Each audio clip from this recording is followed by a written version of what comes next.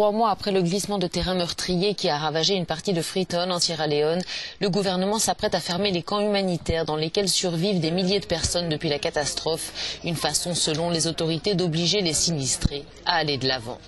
Le gouvernement ne veut pas prendre le risque de créer une culture de la dépendance qui empêche les gens de vivre leur vie. Or, en laissant ces camps ouverts, ce risque est très élevé. Il n'y a donc aucune tolérance politique et les camps vont fermer. Une mesure qui vient alourdir le quotidien déjà bien difficile d'Aminata. Elle a perdu son bébé et sa maison dans la catastrophe. Aujourd'hui, elle vit dans la peur d'être expulsée et n'arrive pas à envisager l'avenir. Je n'ai nulle part où aller, nulle part où habiter. Ma maison a été détruite, rien n'a été sauvé. Je suis assise ici et je n'ai pas de plan B.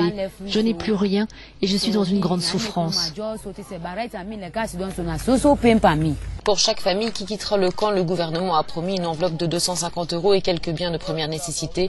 Mais plus que tout, c'est d'un toit dont ont besoin ces sinistrés.